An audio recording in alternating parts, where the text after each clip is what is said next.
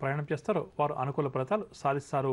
పరిహారాల విషయానికి వస్తే శ్రీ రాఘవేంద్ర స్వామి వారిని ప్రతినిత్యం యథాశక్తిగా పూజించడం ఈ వారం అంతా కూడా ఈ రాశి వారికి చాలా మంచిది. తదుపరి కుంభరాశి. కుంభరాశి వారు ఎంతటి కార్యాలైనా సరే సమయానికి పూర్తి చేస్తారు. గృహ వాహన యోగ సూచనలు, నిరుద్యోగుల కళ కూడా ఫలిస్తుంది. లక్ష్య సాధనలో ముందడుగు వేస్తారు. ఆర్థిక పరంగా చూస్తే రావాల్సిన సొమ్ము చేతికంతుంది. కుటుంబ పరంగా శుభకార్యాలతోటి హడావిడిగా గడుపుతారు. ఆరోగ్య విషయానికి వస్తే ఉదర సంబంధిత రుగ్మతలు కొంతవరకు వీరిని బాధించవచ్చు. వ్యాపార వర్గాల వారు వ్యాపారాలు మరింతగా విస్తరిస్తారు. ఉద్యోగుల వారికి విధుల్లో ప్రశంసలు, పారిశ్రామికవేత్తలకు అనుకోని సన్మానాలు. ఇక నక్షత్ర పరంగా చూస్తే ధనిష్ట 3, 4 పాదాల వరకు మంగళవారం శుభవార్తలు, ఆకస్మిక ధనలాభ సూచనలు. శుక్రవారం ఆస్తి వివాదాలు, ఆలోచనలేవి కూడా స్థిరంగా ఉండవు.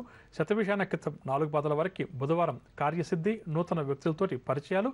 శనివారం లేనిపోని వివాదాలు, ఆరోగ్య సమస్యలు అధికమవుతాయి. పూర్వభద్ర 1, 2, 3 పాదాల వరకు ఆదివారం వ్యయ ప్రయాసాలు, మానసిక ఆందోళన. గురువారం వీరికి ఉత్సాహంగా గడుస్తుంది. సన్నిహితుల నుంచి ధనలాభ సూచనలు. ఇక కుంభరాశి వారు ఎవరైతే తూర్పు దిశపై ప్రయాణం చేస్తారో వారు అనుకూల ఫలితాలు సాధిస్తారు. పరిహారాల విషయానికి వస్తే శ్రీ సత్యనారాయణ స్వామి వారిని ప్రతినిత్యం పూజించడం ఈ వారం అంతా కూడా ఈ రాశి వారికి చాలా మంచిది. తదుపరి మీనరాశి. మీనరాశి వారు ఈ వారం ముఖ్యమైన కార్యక్రమాల్లో విజయం సాధిస్తారు. ఆస్తి వ్యవహారాలన్నీ కూడా ఓ కొలిక్కి వస్తాయి. ఆలోచనలన్నీ కూడా రూపం దాలుస్తాయి. ఆర్థిక పరంగా చూస్తే పెండింగ్ లో ఉన్న బాకీలు ఏవైనా ఉంటే అవి చేతికంతాయి. అటువైపు ప్రయత్నం చేయడం చాలా మంచిది. రుణ బాధలు కూడా కొంతవరకు తొలగుతాయి. కుటుంబ పరంగా చూస్తే కుటుంబ ఇబ్బందులు కొన్ని ఎదురైనప్పటికీ కూడా వారు వాటిని అధిగమిస్తారు. సోదరులతోటి మనస్పతులు ఏమన్నా ఉంటే తొలగిపోయి సఖ్యత నెలకొంటుంది.